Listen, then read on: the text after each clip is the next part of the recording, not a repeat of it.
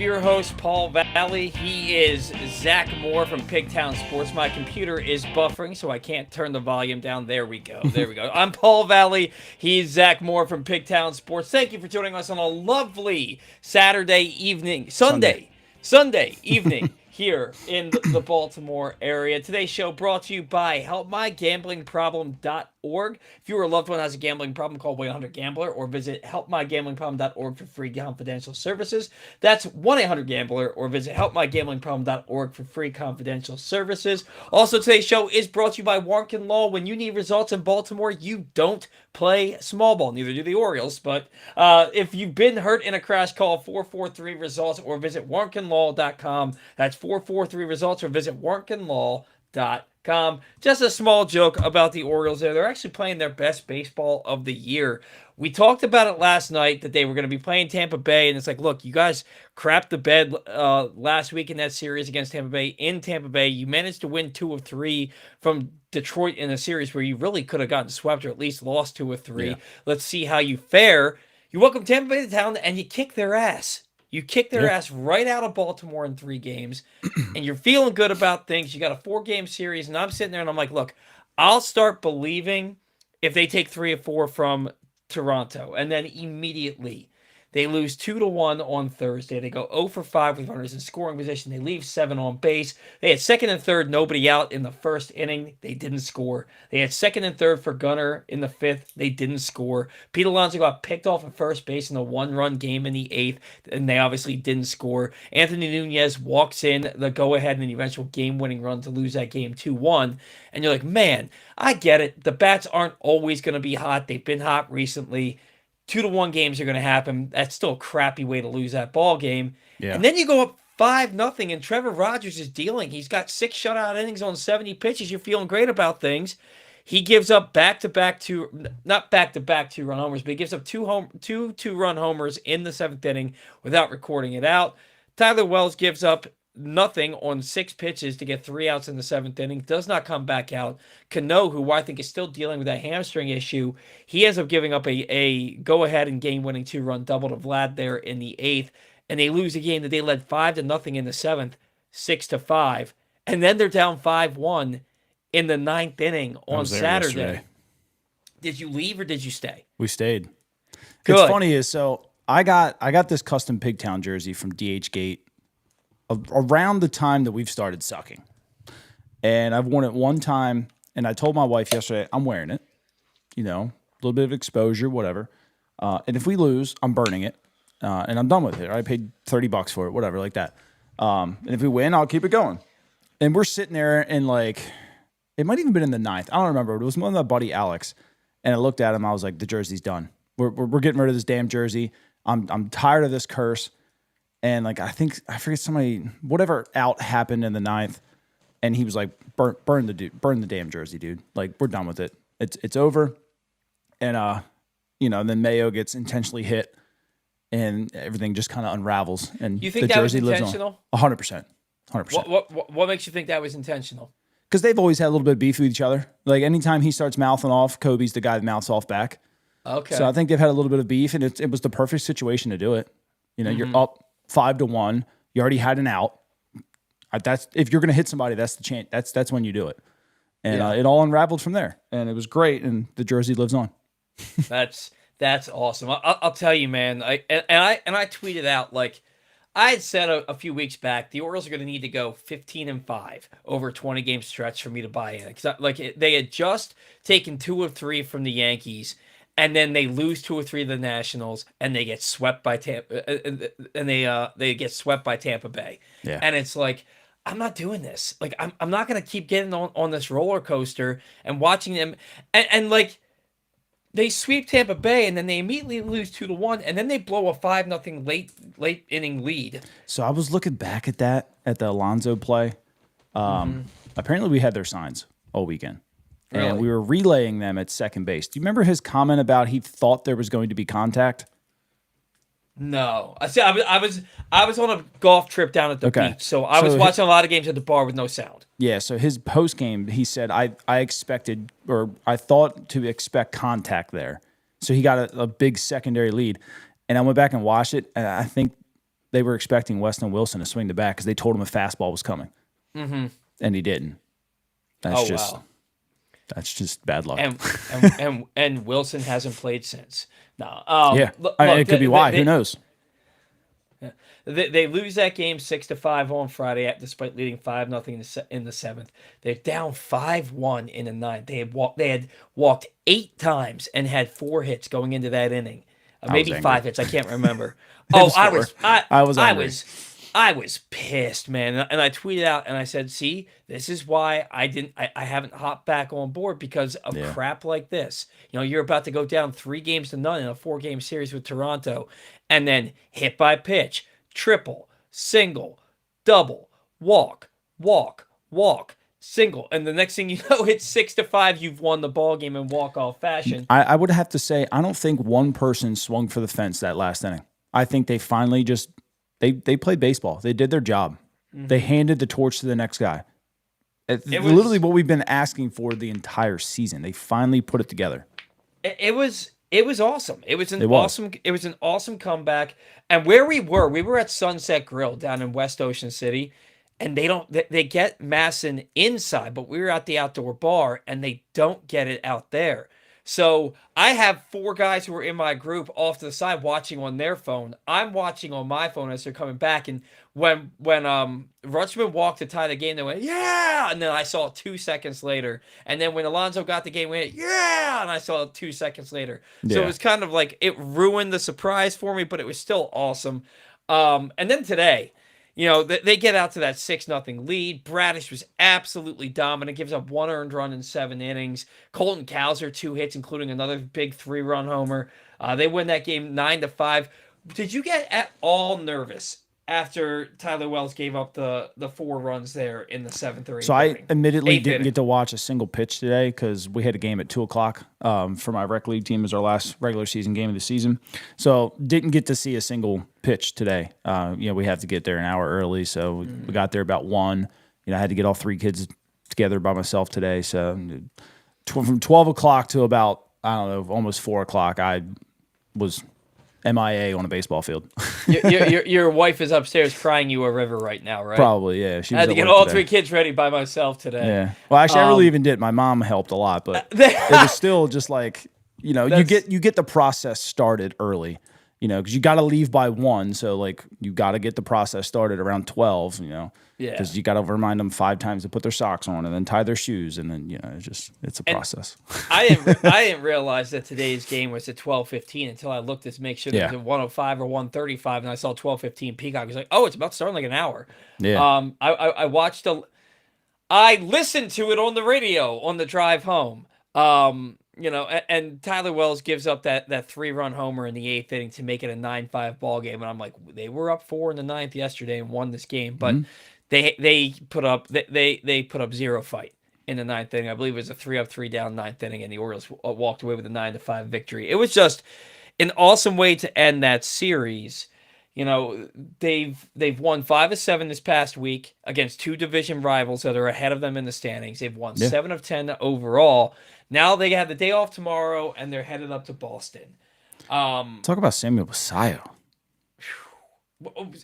Nervous the other night, right? He swings. Oh, dude, that was bad. Like when he bent over, and I'm sitting there, and I'm just like, well, there goes the whole season if we had a shot. Right. But then he comes out today, has a couple of base hits, looked really good. Man, he's the best. 21 years old. He's literally the best hitter on the team. He's the best hitter on the team. Yeah, it's highest average, highest OPS. And he's doing great behind the plate too. I mean, you can credit some of his play to the pitching staff too, because he's caught 4 or 5 of these games over this 10-game homestand. Mm-hmm. So you can credit him for the pitching turnaround too. And speaking of the pitching turnaround, Kyle Bradish, what's his ERA after today's game? I wanted to look this up. He's still below Brandon Young, so I think he's a 3.65. Brandon's down to a 3.44. No, Bradish is 3-6 with a 3.44. Okay, so I got him backwards then. Yeah, and Brandon Young was nails yesterday. 6 2/3. He gives up 2 runs, and he's a lot of in line. soft contact too. He's at the 3.35. Brandon Young, 3.35 ERA. Bradish's last what 4 or 5 starts 4 starts, yeah. have been absolutely phenomenal. His ERA has got to be right around 2. I think it was a 2, yeah. After I 7 believe shutout. the Orioles over the last 10 are like a 2-2 or 208 or something like that. Well, Boz is going back-to-back 7 inning starts. He's allowed Yeah. 3 earned runs or less in 3 or 4 straight starts. Chris Bassett, in my opinion, in that game on Friday, I'm sorry, on Thursday, they lose that game 2-1. He pitched great. Six innings, 80 pitches, 1 run allowed. Come back. Why is Chris Bassett not back out for the 7th? And if he's not back out for the 7th, why is Trevor Rogers? So this is the thing that always kind of like we don't know before you say how they feel. I think that Trevor Rogers should have been back out for the 7th in that game. 70 100%. pitches. You throwing 6 shutout innings. Even after the 2-run home run, he was at 80. Yeah, like. And he said that he was tired, but if Alvarez says for him to take the ball, he's taking the ball, right?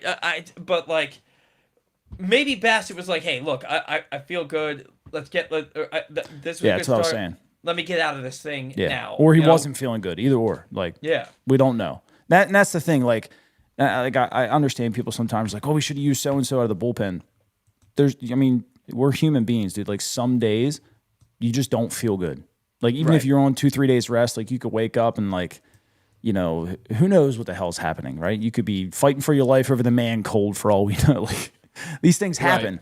So guys aren't always available out of the pen. And that was what I was kind of saying about with Trevor Rogers is, like, the way he was throwing the ball, who else would you really trust coming out of the pen? Like, you and I just talked about Cano was coming off that hamstring injury. I didn't really like seeing him that early. Wolfram literally just came off the IL. Was it Weston? Was it Weston? Cameron Weston just threw the day before. You had Tyler Wells who hadn't thrown for 5 days, but like he looked effective there. But do you really trust him? No, not at all. You trust Rico, and that's it. And you weren't using Rico in that situation, so I think the way he was throwing the ball, they were like, you know what, let's see what we got out of him, and it backfired.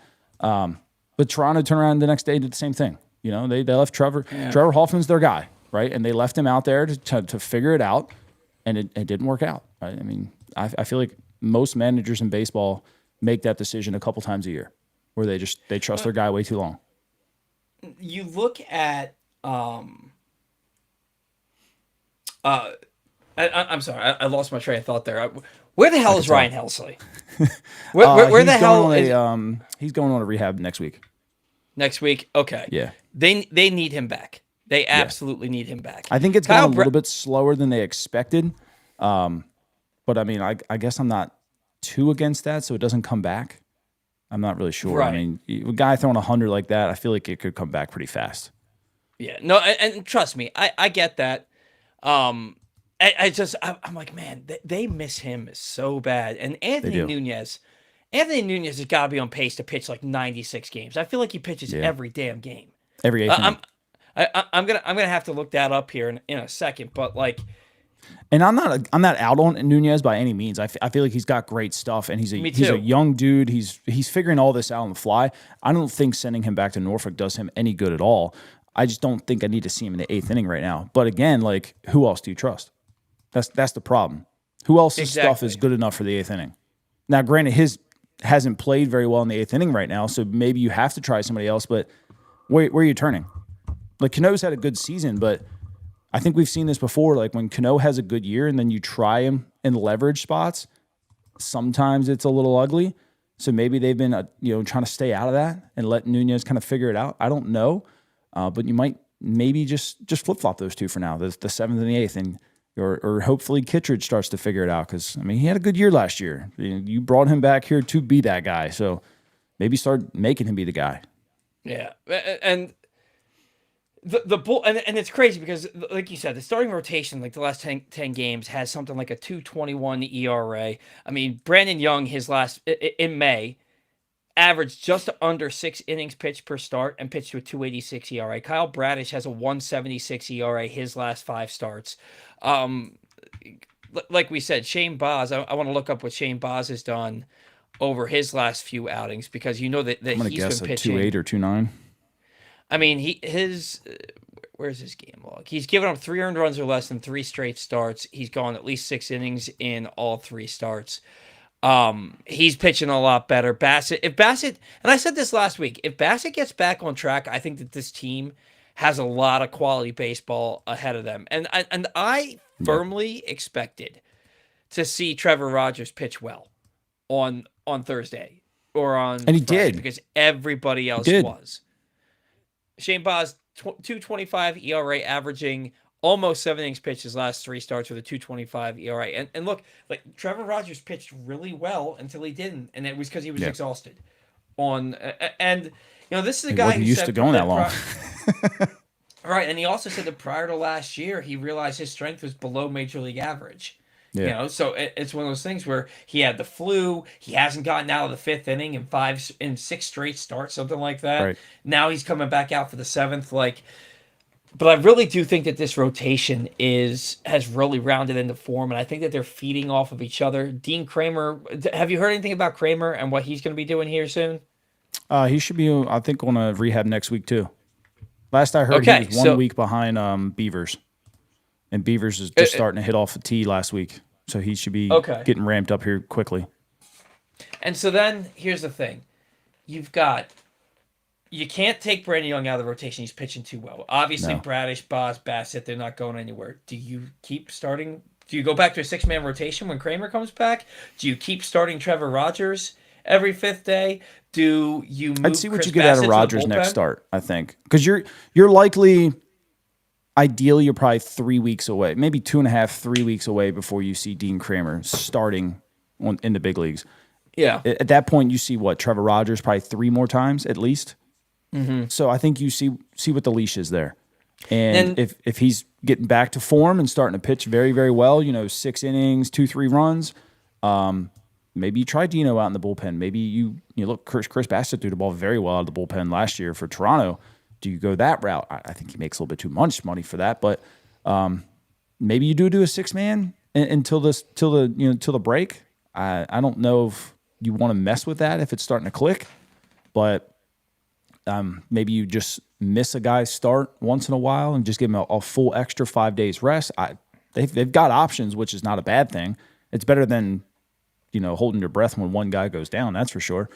Do you piggyback Kramer and Bassett? Like if Kramer comes back and you want to kind of ease him into things, maybe so. he gives you 4 and Bassett gives you 4. You don't think they do something like that? I wouldn't, because look at the situation they got going on in Seattle right now. They piggybacked Luis Castillo the other day, and he lost his mind. He was pissed. Yeah. And Bryce Miller said the same. Was it Bryce Miller? I can't remember who it was.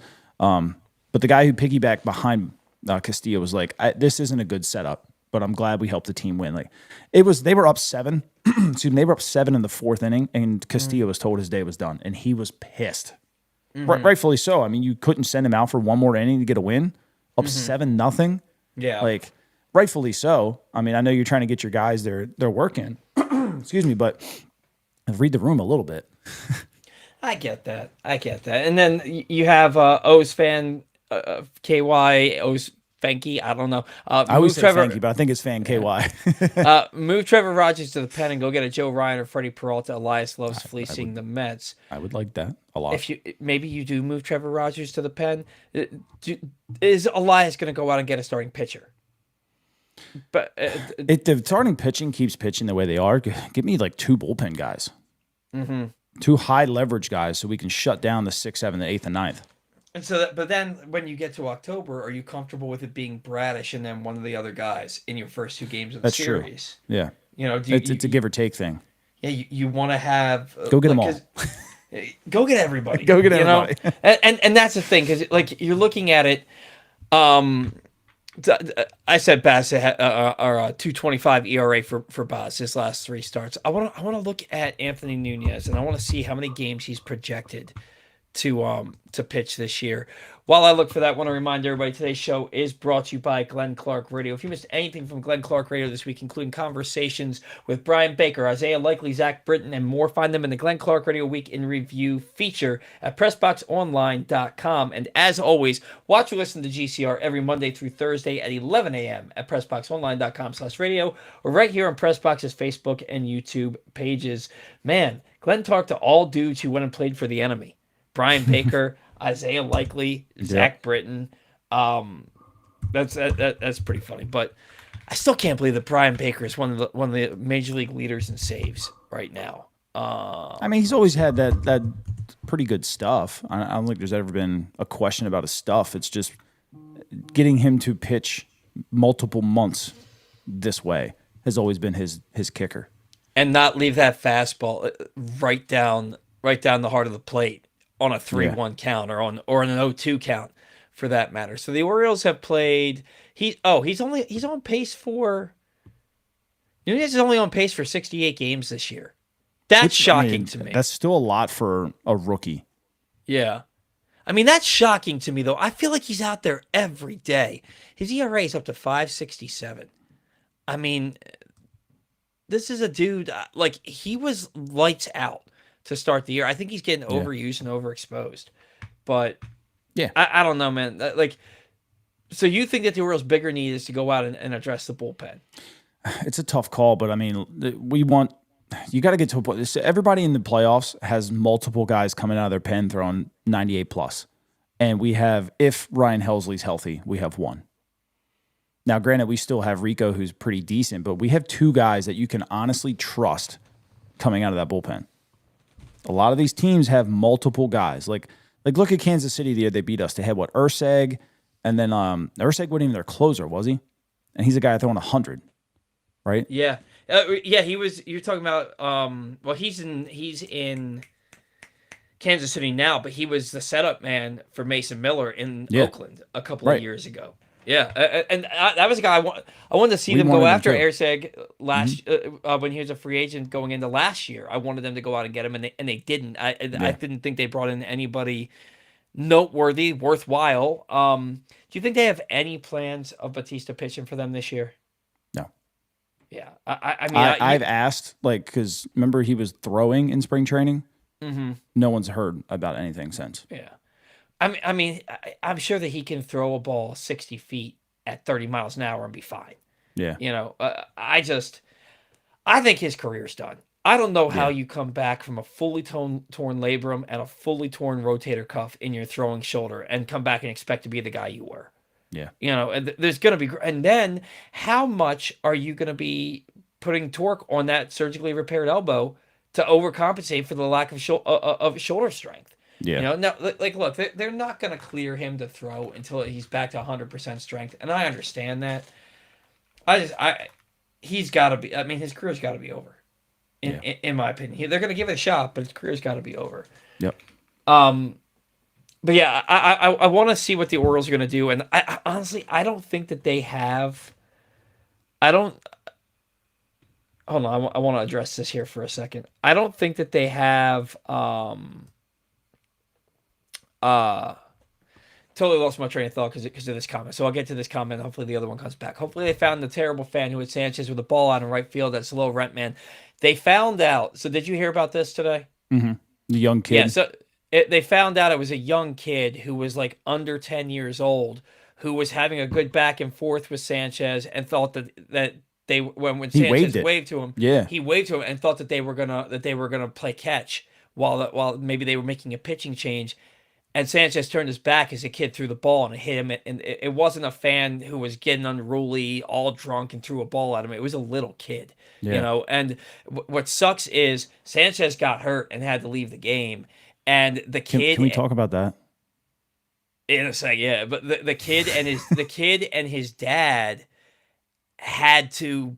They got thrown out of the game. They get kicked out. Luckily, I don't think they're gonna ban them. Like this was an obvious these are the rules, and we gotta play by them. Should have just moved sections for him. Yeah, but it's obvious what happened here. We're not gonna ban you for life.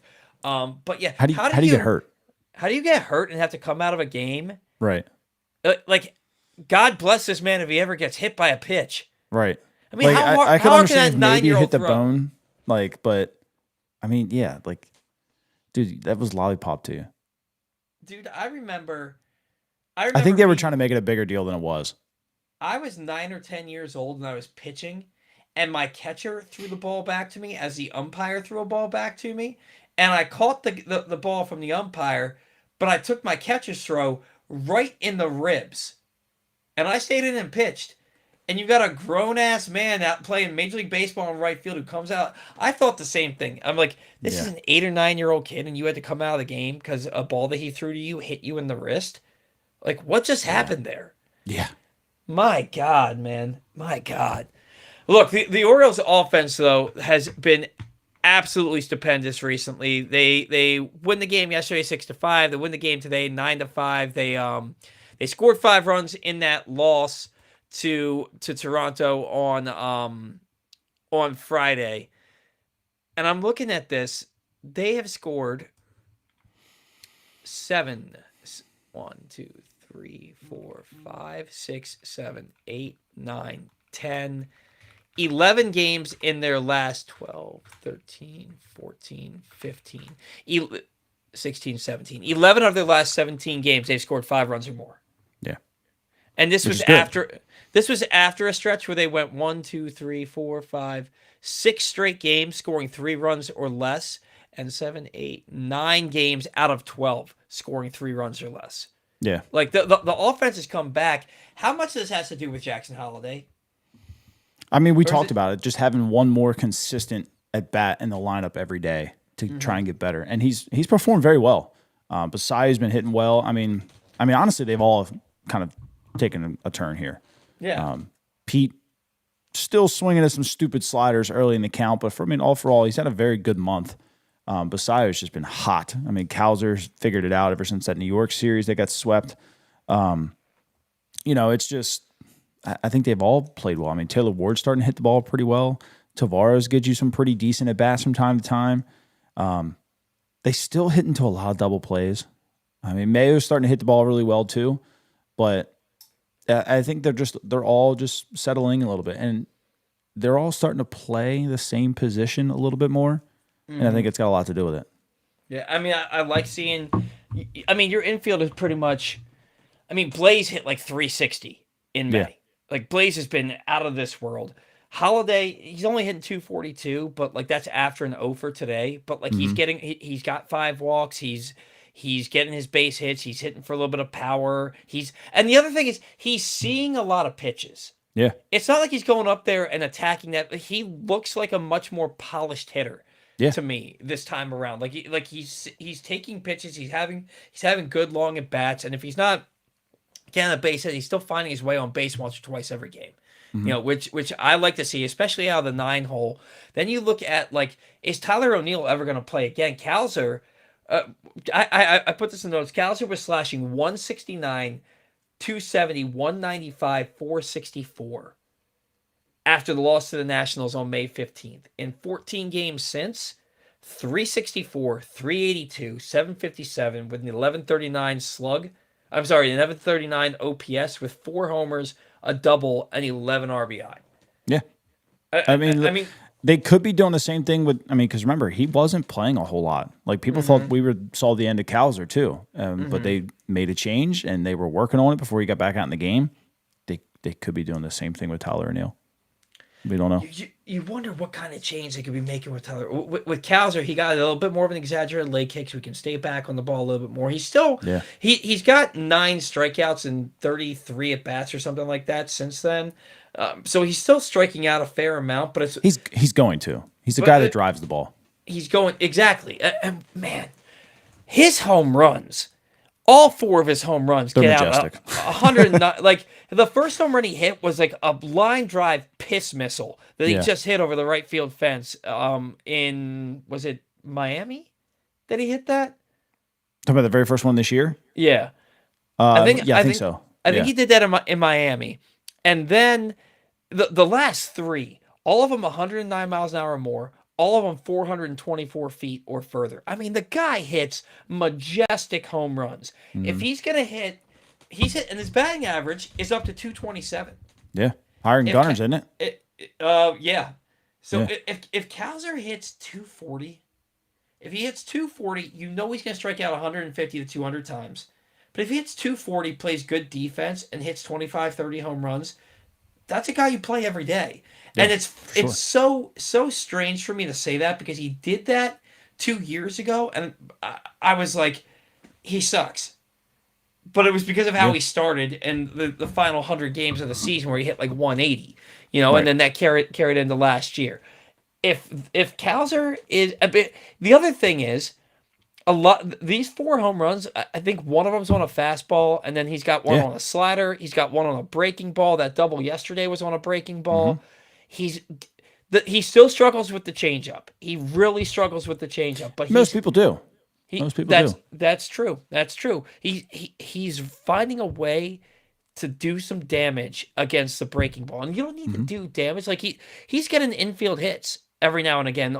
off of these things. Like they have him shifted. Just put bat on the ball and hit it someplace that they aren't. I don't care if the ball comes off your bat at 65 miles an hour or 115 miles an hour. If you hit it where somebody isn't playing, it's a base hit either way. Hmm.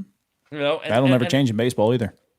and it's so funny how much I'm coming around to him because of watching the first 2 months of this year and seeing what the alternative has been. Yeah. You know, the alternative has been Tyler O'Neill, and he's Hmm. hit what 160. And when the Orioles got out to that big lead against Tampa Bay in what they scored 5 runs in the first inning Hmm. in Game 3 of that series, and so the first 6 guys in the order, no, I'm sorry, the first 7 guys in the order reached base, and then O'Neill strikes out for the first out of the inning. And I Yeah. actually felt bad for him. I I actually didn't. felt bad for him. Like I did, but I didn't. Like it was Yeah. like, man, I know you want to do better, and like everybody's squaring the ball up and getting on base, and you're the guy that gets out. Not only do you get out, but you strike out. But Yeah. then he had a nice RBI single his next at bat, and I didn't feel bad for him Well, anymore. I He mean, got it a was a hit. duck fart, but the guy scored. Yeah. It was he hit it on a line. It was a line drive into left field. I thought he hit I think it it was a well. duck fart. Okay. But I mean, sometimes that's what it takes to get you going.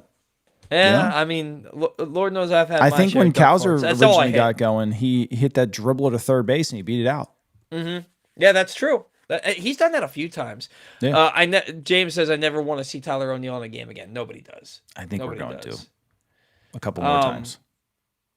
And then Kim, I don't either, but we're facing 2 lefties in Boston. We all know Tyler O'Neill will be in the lineup. It's a fact. It's Yeah. a fact. He's going to be in the lineup. But then again, man, I mean, Basallo had a hit off a lefty today. Besides been hitting lefties well this year. I looked at it when he didn't get a start against a lefty a couple of weeks ago. When I looked, and he was in 308 against Yeah. lefties.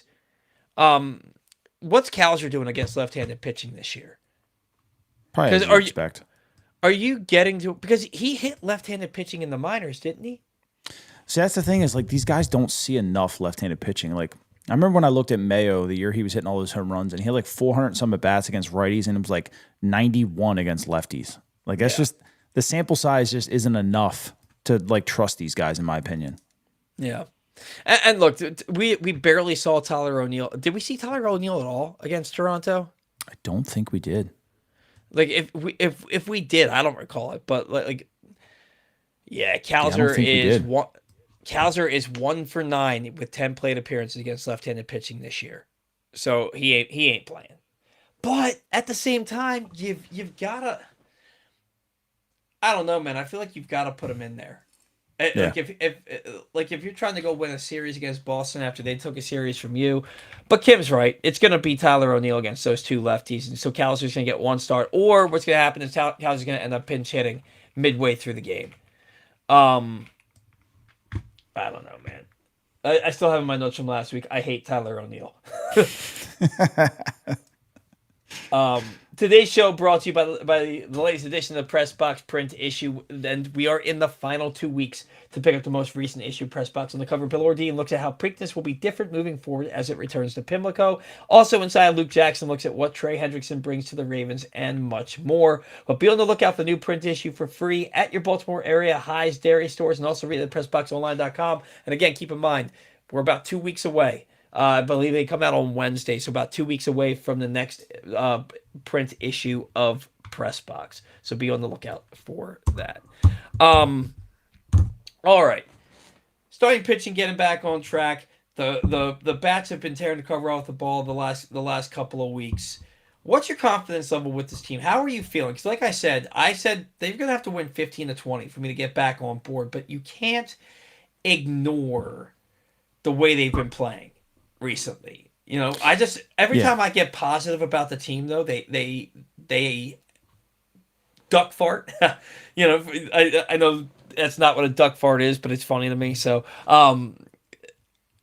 are you what's your confidence level with this team? Do you think that they can get back to 500, back above 500 and get back to being what we expect them to be, one of the best teams in baseball? Yeah. Can they do you feel like they are again? Or do you think that they're at least going to get back to that level at some point? The homer in me says we're winning the World Series, but that's just Oh, because I'm a homer. But confidence level, it's to me, it still rides to the offense. The pitching needed to do this, and I think it's pitched to a point, like we said in the offseason, to be good enough, and the offense will carry you. And in these games that they have pitched well in, the offense has also carried them. But then we saw in the 2-1 game, they couldn't do anything. You have to, those games happen. There's no getting around them. It's sometimes the guys on the other side of the dugout are just better that night. It just happens in baseball. It doesn't matter what level, guys lose to teams they shouldn't once in a while. You want to eliminate those as much as possible to get my confidence level going again. Now, like, the biggest thing is just go back to winning every 2 out of 3. Just start stacking 2 out of 3 series all the time, and then we'll start really talking. But confidence level, I'm still going to keep it at about a 6, even with good offense and good starting pitching right now, because you don't know what you're getting out of this bullpen right now.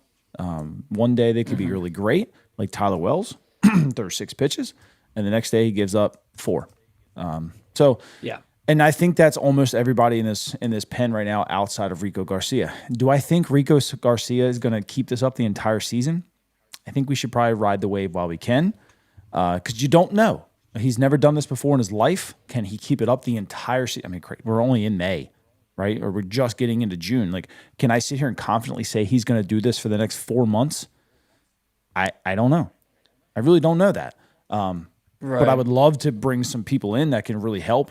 So we're not pitching him 4 days a week, so he can continue to do this because he's not being used every freaking day. But that's the biggest thing for me is the bullpen still holding my confidence level back. Well, and then you look at their. Oh my God, man!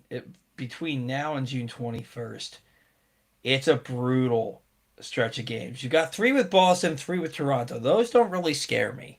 You know what I Yeah. mean? Find a way to win, to go 3-3 in those games. I don't think that you're gonna go in and win a series against Toronto in Toronto.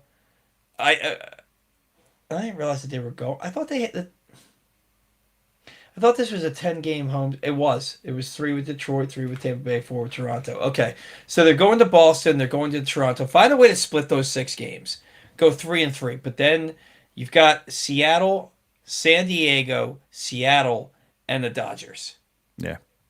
Now the first 7 of those are in Baltimore.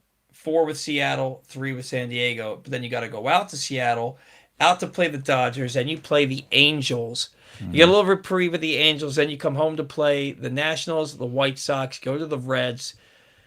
I mean, There's no let up anywhere. But I mean, this is the big leagues. There shouldn't be. You got to go out and take care of your own business. yeah. I don't think they can wait to the deadline to bring in. That's how I feel. Like, people are like, what are they going to do at the deadline? If they wait to the deadline, they may fall too far back. So I asked today to my guy about a couple specific players. Basically, he told me the value of performance versus AAA pitching has never been lower in the game. So it's not like we can flaunt any of these guys that are hitting well in AA and AAA and try to move them for a big league pen arm. So, I mean, if we do this, it's going to cost a good bit. Yeah. Because we have some guys that are hitting well. And, that's probably your first thought. Oh, go flip this guy for a pen arm. Like, because you used to be able to do that. I mean, he's basically saying that AAA is so bad now that it doesn't hold any weight to go and acquire some of these guys. And I think he's probably 100% right. So you're going to have to get creative. If you want to go and get guys early, it's going to cost a lot. But I think at this point we have to be ready to. If you want to win, you got to push your chips in, and who cares who it is at this point? Yeah, no, I don't think there's one guy in the minors that you're saying like don't trade him. I don't think there's a guy there, at least position player wise. They are. This like Esteban Milla, I'd trade him. Yeah, he's 18, 19 years old, throwing 100 miles an hour. He's nowhere close to helping the Orioles. So if I can get a really good leverage on for that, see ya. Do you agree with this? Trevor Rogers and Dean Kramer in the bullpen will feed families. Like who's starting? Well, and that's the thing. You keeping Trey Gibson there? Yeah, I mean, one strikeout to what 4 or 5 walks in that start. His stuff plus hasn't looked great either. You gotta miss bats. Yeah, you gotta miss bats in the big leagues, and that's the thing is like, do you make your bullpen better by taking quality big league arms that are in your rotation that are maybe dealing with injury stuff or maybe they're fatigue, and it's like, you know what, I'd much rather see, because Dean Kramer can get it up into the mid to upper 90s if he's pitching one inning at a time. Oh, for sure. For sure. Rogers is routinely hitting 94, 95 as a lefty, pitching 5-6 innings. That's all Keegan Aiken's talking right now. Yeah, godly Keegan Aiken, and then Kim I didn't says, want to say that, but and so many comments in on the show right now about how bad about DFAing Aiken. Kim says they're paying Kittredge like $9 million. They need to start pitching him in the 8th. Like, come on, and he's pitched a lot better than people think. His ERA is so high because he gave up 7 runs in a third of an inning against the Yankees a few weeks ago. And like it takes a while to recover from that as a reliever. I mean, he had otherwise. I think he gave it up 1 run in 8 innings. Otherwise, you're giving the guy $9 million. He's a proven big league arm. Nunez, the warts are starting to show on him. They're going to figure him out. They figured him out. He's got to prove that he can bounce back. I don't think you need to send him down to AAA, but I think you need to pick your spots with him, let him regain some confidence. Maybe you have him pitch in the 6th inning when, your starter's giving you 5 innings of 2-run ball, but he's thrown 97 pitches. Maybe that's when you're up 7-2. Maybe that's when you start pitching Anthony Nunez, or in the 7th inning of an 8-1 ball game. Like get him out there with some confidence. Yeah, Kittredge's last 4 games, he's only given up no hits in 3.1 innings, 1 walk, 5 Ks in his last 4 outings. The Yankees were smashing everybody that series. It's not like it was just Kittredge. I want to see him start to pitch later in ball games. I want to see Nunez get a break and stop having to be that guy. I know Albie loves him. I know the stuff is great, but they figured him out. Orioles right now, by the way, 1 game out of a wild card spot. Yeah. They if they had managed to hold on to that victory to that game on Friday, they'd be tied. They would actually be in the 3rd wild card spot. They'd be ahead of Toronto. Yep. Right now, Toronto would be 28-32, and the Orioles would be 29-31, and in the 3rd wild card spot. So you've got a brutal stretch coming up here. It don't have to be though. Right. You just play good baseball. Yeah. It's that simple. Man, Seattle's pitching. Something about Seattle, man. They always kick our ass. Yeah. Like they just do. And it's always in Seattle. No, actually, it's always in Baltimore. They go to Seattle and seem to take 2 or 3. But Seattle comes here and they just curb stomp them. So, just like Cleveland. I think because they finally get out of the stadium where they can actually hit some home runs and it plays in their favor. Yeah. I mean, I don't know. Julio Rodriguez tearing the cover off the ball. He's over in 3 straight games for them right now. But I mean, this is going to be a tough stretch. I mean, you're facing, but Seattle is. Somebody said Aiken and Wells should pitch before the game, batting practice. Right. Oh Oh man, my that's gosh. I didn't realize Seattle's on a 6-game winning streak. They've won 8 of 10. They're in first place. They're 31-29. hmm I didn't realize they got They so were hot. bad to start. Yeah, they weren't they like 6-16 or Yeah, something. It was something or they six were and bad. 15. It was, and I think Josh Naylor started the year like over 31. I think Cal Well, Raleigh Cal, didn't. yeah, it was like 0 for 40 or something, 0 for 50. Yeah, he had like an 0 for 42 in there. I think he had like hmm one home run in April. Um, Man, if somebody had told you at the beginning of the year that the 3 division leaders were going to be Tampa Bay, Cleveland, and Seattle, would you have believed them at And the you end get of the May? White Sox are 1 game out. Yeah, they're 32-27. They're a game and a half back. Game and a half. Okay. They're a game and a half back of Cleveland. Um, but they're 3.5 up on Toronto for the second wild card spot, Yeah, isn't that crazy? which is and 4 games up on the Athletics in Texas. Do you know who's their hitting coordinator? Who? Sherman Johnson. That's ridiculous. Do you know who the Nationals hitting coach is? Matt Borgish or whatever. I don't know how to say his last name. Yeah. Yeah. Whatever happened to what's his name? Tommy Joseph. He's out of baseball, I think. Well, what about Cody Ashe? Where's Cody Ashe? Cody was with the White Sox last year, or was he? No, he was with the No, Twins. he was here. He No, was with the Twins. Cody Ashe was the Orioles hitting coach last year. Yeah, I'm thinking. No, I'm thinking of Fuller. Sorry. Yeah. I got confused there. Ashe is helping someone, and I don't remember who, but I remember seeing it. Wow. So, Assistant hitting coach for the Tigers. Oh, they can't hit this year.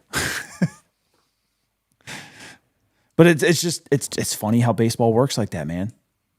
yeah, dude. You know what I couldn't believe? That Dietrich Enns got DFA'd. Yeah. Well, I think they knew they could because at 2.5 million, I think they knew nobody was going to claim that. Where is he? Did he accept his assignment? Yeah. Back to Norfolk. Nobody claimed him. I can't believe that. I mean, I would much rather see Aiken DFA'd. What has Aiken done for you this year?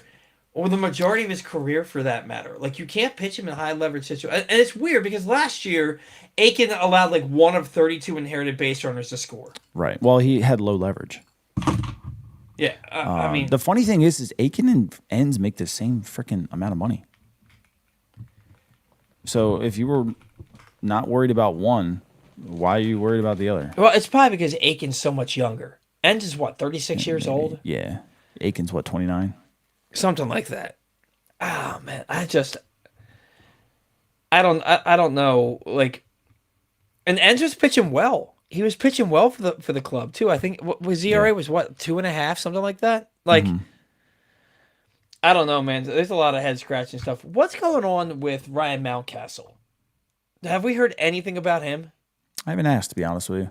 Yeah, I mean, But he tore the hamstring, right? Like grade 2 or grade 3 no, that was last year. He broke last his foot. year. Oh, it broke his foot. That's right. I mean, Yeah. he should have been back by now, right? They said it was like They 8 moved to him to the 12 weeks. was it the 60 day? I think they No, that was- did. That was Kerstead I was thinking of just the other day. But he got reassigned anyway. Ryan Mountcastle. I mean, Heston Kjerstad. No, Kjerstad's been playing. Yeah, but he came off the 60 day and they just reassigned him back to Norfolk. Basically, they sent him down because he was on a major league rehab, so he would have had to come up. So they just sent him to Norfolk. You're talking about Kjerstad? Yeah, Well, I mean, he's been playing for 4 weeks down there, 3-4 weeks. yeah. down So what there, they right? did for the Orioles because his it was up, he should have been up by now. They transferred him to the 60 day, even though it was only for like 5 days because it opened up a 40-man spot, and then I think they brought him back to it, but they sent him to Norfolk. So he no Right. longer is on a major league rehab. He was reassigned to the minors. Well, right. That one I knew. I thought that you were saying that Kjerstad was put back on the 60-day IL. They did the other day, but it was only for like 6 more days or something. Good, but it just gave him the 40-man spot for a couple days. This was like a week ago. I get what you're saying because technically Yeah. it's still a rehab. It was still a rehab Yeah. assignment for Yep. him. Let me see. First baseman Ryan Mountcastle was with the Orioles for the 3-game series with the Rays. Mountcastle's on a 6-day injury of his fractured left foot, and even though he's eligible to return on the June 12th, he won't be able to. He's no longer wearing a boot, but still walking with difficulty as of last week, and that was 5 days ago that they said Yeah. that. Mike Elias recently said that he thought Mountcastle's return would be delayed until late June or into July.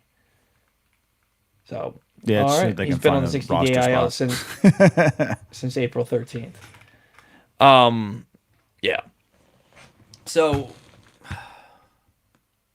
I don't know, man. I just keep looking back at this schedule for the Orioles, and it just looks brutal to me, and I just feel like some I don't know. You just got to hit. Is it That's all it maybe it's comes just my down to. nature to be nervous? It's so weird because when the Orioles were like good in 2023, I was never worried about who they were going to play. It was just like in Yeah. 2016. I'm not 2016. It was just like in 2014 and 1997, where every game I've watched and I knew the Orioles were going to win. Yeah. And so like I never worried about who was coming up on the schedule. Now it's like they're playing really good baseball and they're like I'm starting to get confidence back, and it's like they're playing really good baseball and they're about to run into these buzzsaw teams that are like all three are in first or second place in their division. Um, I don't know, man. Good. I'm trying to like not. We want to see what they do against those teams. I don't want to be Yeah. worried about them. Come out and perform. Throw the ball good. Hit the ball well. Then we know. We Yeah. can start maybe getting a little excited about it. Like, yeah, sure you did against Tampa. Did we really think Tampa's great? Like, I think they do a lot of the little things didn't. right, but like, are they a great team? Or are they just What a did good they team that's do playing good because after- they always do in the first half and then trade everybody? Let's see. They lost 3. Then they took 2 or 3 from the Angels. So they went, but it's the Angels. It's not like It's they're. the Angels. I don't know. Yeah. But I'm saying, like, long Today's show term, brought like, to if you we're by. sitting here. Go ahead, sorry. Sorry. Today's show brought to you by County Sports Zone. High school sports season has come to an end, but a reminder that all summer long, find the latest news about coaching changes and previews for football season by visiting countysports.zone. Countysports.zone is proudly sponsored by your local Toyota dealer and buyatoyota.com. It's crazy to think that they were already talking about all summer long getting prepared for football season like it's not May 31st. Yeah. Anyway. Well, everybody knows football sells. Yeah, that's true. That's true. No, but like, I don't know. They're starting to play really good baseball. I'd like to play some patsies for a couple of weeks, and not because not because I don't think that the Orioles can beat these teams that they're playing, but it's because I still haven't seen enough to be back on board yet, and I want them to get that confidence where they're playing teams where like they're gonna win these games, and next thing you know, they're gonna be in a playoff spot. And then it doesn't matter who they play because they feel like they can win. That they're going to go out there and win ball games. I don't. Maybe they already feel like that, and they're sitting there like, bring on each of these guys, you know. And maybe Boston and Toronto are those teams that they need, where maybe they go win 5 or 6 this next week, you know. And then I'm feeling a lot different about things. When I see Seattle, San Diego, Seattle, LA Dodgers, their next 4 series after this week. Scares the piss out of me, man. It just does. Excuse me. We thought this offense was going to be good. It's a good time to prove it. Yeah. This is literally what we brought these guys in here for. Yeah. Well, I mean, look, you bring back Holiday. He lengthens your lineup. Cal's just swinging a hot bat. He lengthens your lineup. Beavers is going to be here in about 2 weeks, a week or 2. Beavers is on his way back, and then. And Alonso's bat has gotten really hot. Yeah. You know, Mayo too. Yeah. That's something I wanted to look up is how Mayo has been doing, because I feel like he's getting hits every game. Recently. So he's actually the best hitter on the team versus lefties for the whole season right now. Okay. He's leading almost in every single category. That's crazy. Including home runs and RBIs and all that. Man, and I feel like he's starting to get that confidence at the big league level. I'm looking at He's a confidence player. When he has confidence, he's going to play well. 1, 2, 3, 4, 5, 6, 7, 8, 9, 10. 1, 2. He has hits in 10 of his last 13 games. Since May 7th, Mayo is hitting .286 with an .885 OPS in 16 games. Yeah. Mm-hmm. he's having a nice stretch that nobody's talking about. But I also think the fact that nobody's talking about him is kind of telling you that like he's finally doing what he's supposed to do. Yep. But and then I think it was telling that Jeremiah Jackson was playing right field because I think they're like, look, you're not playing second base because if a lefty's out there, it's going to be Blaze. If a righty's Right. out there, it's going to be Jackson, and Blaze is going to play third base. You're not playing like if we gotta put you out in somewhere in the outfield so that you can help us. Yeah. Because which also tells me how they're feeling about Tyler O'Neill right now. Yes. Um that it was Jeremiah Jackson playing in right field today and not Tyler O'Neill. So Mayo's last 15 at bats, he's got 2 strikeouts. That's a big adjustment for him. Mm-hmm. Was kind of his Achilles heel for a little bit. And I put it up a couple days ago. But let me see if I can find it. Basically, what he was doing, he wasn't missing in the zone anymore. And I think that attributed to him kind of turning this around. So Kobe Mayo in May. So March and April, he hit 204, 201 base percentage, and 426 slugging. May, 325, 357, 525 slugging. Lowered his whiff percentage by 7%, and the average exit velocity was up 5 miles an hour. And I said not missing breaking balls in the zone either. March and April, he was hitting 150 with a 300 slug. May, 357 with a 571 slug. And he cut the Ks down to 2 on the month on breaking balls in the zone, where he had 8 just last month. So he's made an adjustment. Again, it's still quiet. I don't think he's like beating the world down just yet. He's hitting really well against lefties. Still okay against righties, but like you just said, he's a confidence player. When you build the confidence of him up, I think every game he gets a little bit better. And listen, he's still young, man. I can't ask for anything more than that. Just get better every day. And he's playing every day. He had those few days off after he had the lower back tightness. But before that, he had played. I mean, he's playing every single day. Pretty much. And I think and it's so funny, man, that what was it on this show 3-4 weeks ago? We were talking about how Blaze Alexander was the Orioles' worst hitter, and he's not an everyday player. And then all of a sudden he hits 365 for the month, and has a 6 RBI night the other day. Like, Blaze is proving he should be playing every day. Mayo's playing he should be proving he should be playing every day, and that's your second third base combination on against left-handed pitching. But you've also got to play Jackson Holiday every day. And Blaze can play the outfield, so like you're not really in a bind there. Like if you're facing a lefty and you want Holiday to play and get some seasoning against lefties, you can put Blaze in the outfield. And that's where his versatility is really helping the ball club, that he can come out and he can play the outfield for you if you need him to, and also give you. Yeah. And man, he gives you such good defense everywhere he plays in the infield. Like it's crazy how good the defense is. Let's see. Oh, today's show also brought to you by Leading Edge Auto Body. Your car's more than just a ride. It's an investment. At Leading Edge Auto Body in Mount Washington, customer satisfaction comes first. Their team holds the highest honors in the industry, including ASE Master, iCar Platinum, and specialized aluminum certifications. And they make it easy with free towing, pickup, and delivery. And you can find out more at leadingedautobody.com. Winding things down, if I seem a little off tonight, my brain is absolutely fried. I spent the last 4 days in the sun playing golf, and then at night drinking with my buddies who I only see once a year, and it's on this golf trip. So if I seem a little out of it or off tonight, that's probably the reason. But the show goes on. But look, the Orioles playing really, really good baseball right now. Any nerves at all from you that they were this close to losing the first 3 games, but they were also this close to sweeping that series, really, when you think about it? Yeah, I mean, I tweeted after Toronto came back to win that good teams just don't fade away down 5. Doesn't matter how many at-bats are left. And my old college coach used to have a saying too. It takes 27 outs to win a baseball game. It means you have to throw the ball over the plate for a strike for 27 outs. And anything can happen. You should never lay down and quit.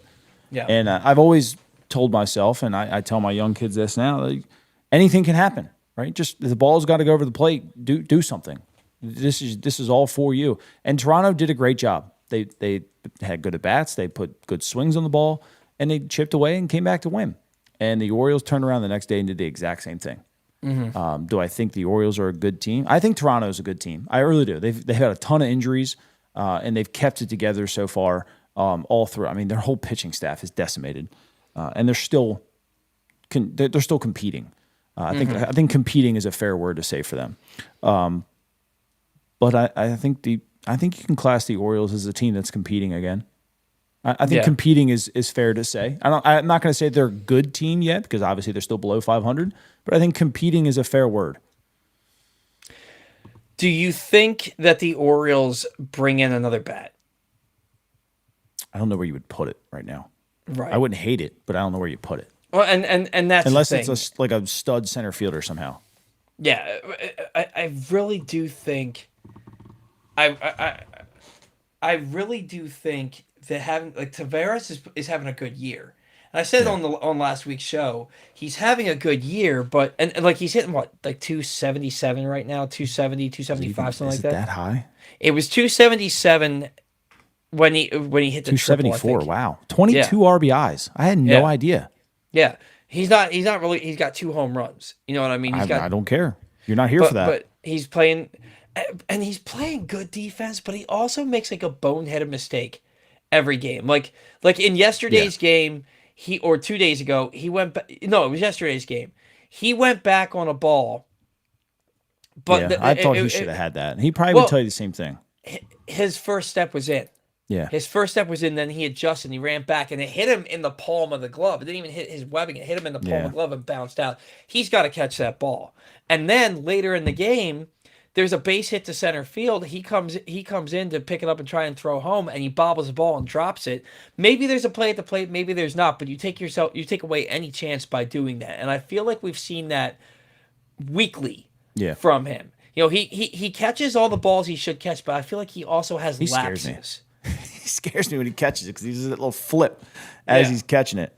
And he catches it like right here. He does like the whole Ryan McKenna thing. Yeah, you know, which drives me a little nuts. But I do want to highlight a comment here. Is it Arjen Robin? Says new Orioles fan here. Welcome into the to Birdland. That's awesome. Love to have you. That's awesome. I'm glad to have a new Orioles fan. I'm glad that you're tuning into our show. That makes me feel good, man.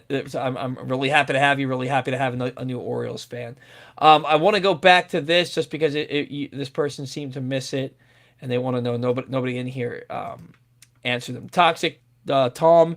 Oh, okay. So what happened when a fan tossed the ball back? It turned out to be a kid, like under 10 years old, who thought that Sanchez was trying to play catch with him, and the kid and his father ended up getting ejected from the game. But because that's like the rules of the stadium, it was a complete accident. I haven't heard anything from the Blue Jays, but that's also because I don't follow the Blue Jays. I think Schneider said that basically that like they understand it was a miscommunication kind of thing, but balls shouldn't be coming on the field. Yeah. I think that's fair to say. Yeah, I agree. I think that, you know, playing catch, it's usually like before a game. It doesn't happen during a game. It's usually before a game or during batting practice or something like that. Unless he threw it to him, we don't know that. If somebody else that was there maybe could clarify it. If he threw it to him, that's one thing. But like, why are you bringing a ball to the stadium? But the thing is, it happened during a mound visit where the pitcher. Yeah. Where the pitcher didn't get taken out. It was during a mound visit. So like, I understand that the kid has probably seen all those viral videos where like players are playing catch with it, and he's a little kid. And I love that, honestly, that players are doing that with kids. Yeah, I think it's amazing. I do too. And honestly, when I found out it was a little kid and that they got, like, it broke my heart that they got kicked out of the game. You know that kid was upset. Seats, man. Like, you know that kid was upset when they told him that he had to go. Like, the kid probably cried. I'm sure. Like, especially having, I would have moved his seats. That's all. Having a young kid myself, like, it breaks. Because you know, people in the section probably told him what happened, and like it is stadium policy where you do have to kick him out. I would have moved him seats. Yeah, made it look like you made him. You know, you did the right thing, and then just take him down somewhere else. That's all you had to do. Come on, Paul. Where would we be without Tavares? I'm not saying I I think don't it's like fair. him. No, he's been a good quality player for the team. There are things about He him. held it down when Kowser was trying to figure it out. That's Yeah. for sure. Like, look, he's been a fine player, but it also shows you how bad the rest of the outfield has been, aside from Taylor Ward, that we're looking at a guy who has no power, who bobbles a ball a couple times a week, and we're like thinking of him as like a godsend for this team. You mean to tell me that you wouldn't want a Byron Buxton out there instead? Like, I'm Oh, I not mean for saying sure, but I'm that'd be I'm hard to not get. saying I'm not saying DFA Tavares. I'm not saying get him, trade him away. I think that he's a fourth outfielder. I think he's a fourth or a fifth outfielder, Which is what he was brought here to and that's do, what really. he was. I didn't think he was going to make the team. Yeah, I no, I thought don't think that any of us did, honestly. I kept seeing mock lineups where he was part of the team. I'm like, this guy was just brought in here for depth. He sucks. He's not going to make the team. He's had a Do you know career. what's crazy?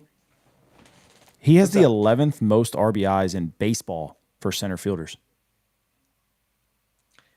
That is. Look, he comes up with big hits. He's I like tied with him. Brian Buxton, That and is he's crazy. hitting better than Buxton. But Buxton has way more power, and Buxton Yeah. also gets hurt. Well, I oh yeah. And I was looking at the wrong thing. Yeah, Buxton's got 15 bombs. yeah. But he's hitting better than Jackson Merrill. He's got more Yeah. RBIs. He's got more runs scored. He's got a higher average. He's got more home runs. No, he doesn't have more home runs, but he's got more triples. Yeah. Wow. Am I saying go back and start Kowser every day? No.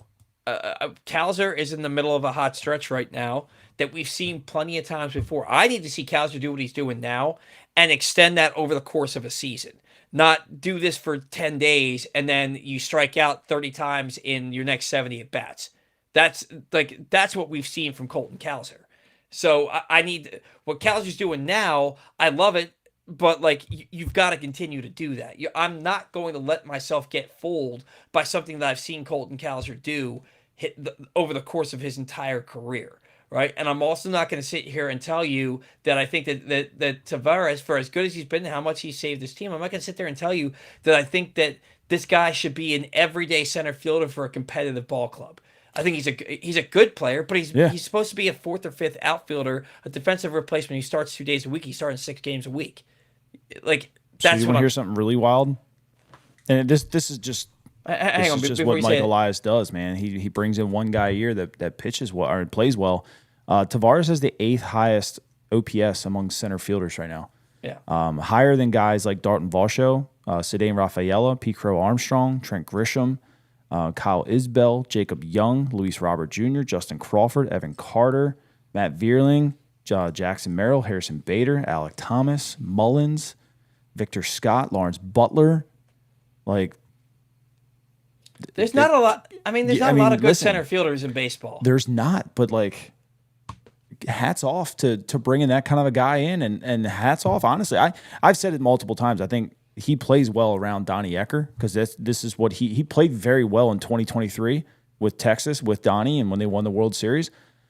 Hats off to getting him to a point where he can help this baseball team. Mm-hmm. At a long, Yeah. I mean, look, eighth best OPS is nothing to sneeze at. Like we weren't expecting him to make the team. I wrote him off in spring training, 1,000%. I wrote him off from the moment he got signed. I Yeah. thought he was a depth move. Yeah, me too, because we all thought Beavers was going to be ready to go and play well. We thought Kowser was going to be our center fielder. We had Tyler O'Neill. You didn't know what was going to happen with Kerstad because he was hitting the crap out of the ball in spring training at the time. You knew you had Taylor Ward. Like, we didn't really even see a roster spot for this guy. And then, Kowser stinks to start the season. Ton still stinks. Beavers goes down, and all of a sudden he's relied on a lot. And I mean, I think it's fair to say, where the hell would we be without him? Yeah, same thing you could say about Ramon Laureano last year. Laureano was far better. He Laureano was. I don't know for sure. I'm just saying in general, like Where would they be listen, without him? Yeah, no, you're Yeah. right. But like, Mark, so exactly what am I saying? I told you what I'm saying. Blaze would be center field without him, which is crazy to like, think about. I But he's played too good too, so I mean, I told you what I'm saying. Like, so many fans fall in love with these players. Like, I like Tavares. I'm not saying I hate him. I do believe that there is a better player out there that could play.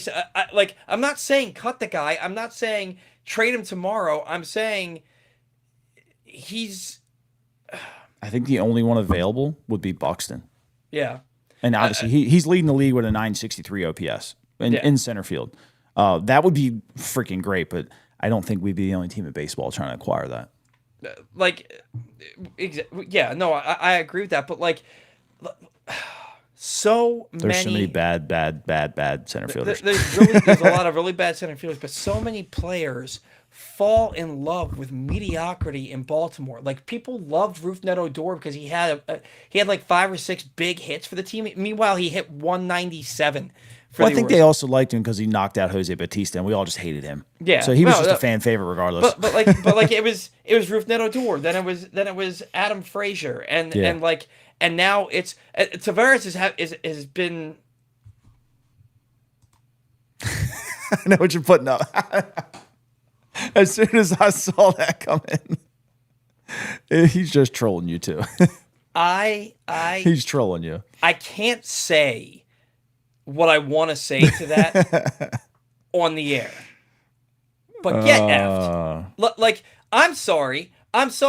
Like, you don't want to pull punches here. I will tell you right now, you can like having mediocre players on your baseball team and then go win 85 games, or you can be a fan like me who's tired of seeing your team not win a World Series for 40 effing years, and you can ask to have somebody that actually should be an everyday center fielder for your ball club. You only like Tavares as much as you do because he's better than the other crap that we had, but he's a mediocre baseball player.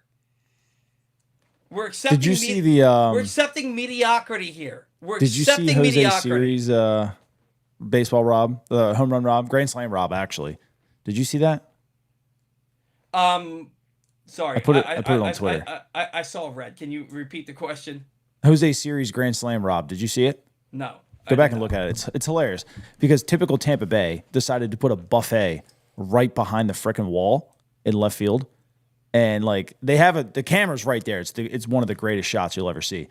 Glove goes bat, and he literally saves like the whole table of chicken wings, like robbing this grand slam. It's one of the coolest things you'll watch. I put it on Twitter. You have to go watch it. It's awesome. I'll go take a look at it. And like love getting Paul fired up. Like, I told you he was trolling you. Yeah, like I totally like. It just you went red. The whole skin tone and everything went red. Well, I'm a little burnt too. It absolutely blows my mind how willing to accept mediocrity so many Baltimore fans are. Like just because this guy doesn't hit 210 with a 50% strikeout rate, we think he's a second coming. You're gonna tell me that there's not a better center fielder out there than Leody Taveras for this team? That's what you're trying to tell me. Available? I don't know. Yeah. I don't know. But that's what I was saying. I think that Buxton is ideally the only guy available because, like, look at some of the other good ones. Andy Podges, the Dodgers, not getting rid of him. Michael Harris, the Braves, not getting rid of him. Jake McCarthy's having a good year. Colorado might get rid of him, but I doubt it because I'm pretty sure he's got like 5 years control. No, he's actually got no control left. No options left. I'm sorry. He's a free agent at 29. So maybe Jake McCarthy's available, but that gives you maybe 2. And then O'Neal Cruz, not available. Yeah. Julio Rodriguez, not available. So, I mean, like, I can't sit here and confidently say that maybe there is somebody better. Because, like Trent Grisham, got a sub 700 OPS. And then there's a ton of guys that have big names in this league that are a sub 700 OPS. Like, I don't think none of those guys are worth acquiring. I mean, Jackson Merrill's down to 600. Harrison Bader, 573. Alex Thomas, 560. These are OPSs. Yeah. Brenton Doyle, remember people talked about him. He's below Cedric Mullins at a 543. I really don't think the center field's a hard position. I don't think there's another player out there that's outside of the 2 that I mentioned, and every team in baseball outside of the Dodgers and probably Atlanta are going to be looking at them. Yeah, especially the Yankees. Especially the Yankees. That's fair. And Rick says 274 average. He's actually been fantastic. I mean, we are really, really using like expanding the meaning of fantastic here. Like He's been a quality ball player for he's the been club. he has been a quality ball player, but I am sorry, I am never gonna be the type of fan that sits here and says that Leody Taveras batting 5th for the Baltimore Orioles or 6th for the Baltimore Orioles is what I envisioned. No. And But I'll take it if it's productive. and Rick Taveras only has 2 errors on the year he's been playing. He has been playing well. I'm not saying he hasn't been playing well, but there's also a lot of plays that don't go down as errors. Just like Jackson Holliday's throw over the first baseman's head that didn't turn a double play today, that doesn't technically get counted as an error because they didn't turn the double play. That one does because the guy ended up going from second to third. But like when somebody throws a ball over a first baseman's head on a double play ball and they don't get the out of first base, it's not an error. But the guy threw the ball away. There have been plenty of plays that Taveras has made out there that don't count as errors, but they're mental errors. I gotta take a breath. I gotta take a breath here. Taveras is a fine ball player, and I'm happy with the job that he's done here. But you won't convince me that they can't find a better center fielder. Zach at least has a compelling argument for it, but acting like he's a world beater, you're not going to convince me. I'm sorry, you're just not. I'll just be happy with what we get right now until we get back to 500. Yeah, deal with the rest later. He's playing good baseball, but I want to see a guy that can drive the ball out of the ballpark. But oh man. Anyway, I know that me going off on these rants is sometimes funny, sometimes annoying, but when somebody calls me negative when I just want my team to be the best that they can possibly be, it drives me absolutely nuts. Anything else you want to add? He set you up on a tee for that. He did. He did. He knew what he was doing, and you told me he was trolling. You told me. I tried to warn you. Yeah. Whatever. No, the only other thing I would add is if you guys haven't seen that the home run rob by Jose Siri, go watch it because it's freaking hilarious. There's literally like a giant pot of chicken wings there, and he saves the whole table. It's great. It's awesome. And it's a great looking spread too. I kind of wish I was down there for that buffet. It looks really good. Guys, go like and subscribe to the show on Zach's channel. Subscribe to it on the Press Box YouTube channel. The more people subscribe, the more viewers we get, and it just makes this show get seen by many more people. So tune in next week. I'll probably be ranting about something else too. It's all because I love the Orioles and I want to see them do well. And yes, Taveras he's much more than a step better than Cedric Mullins at this point in his career. So until next week, see ya!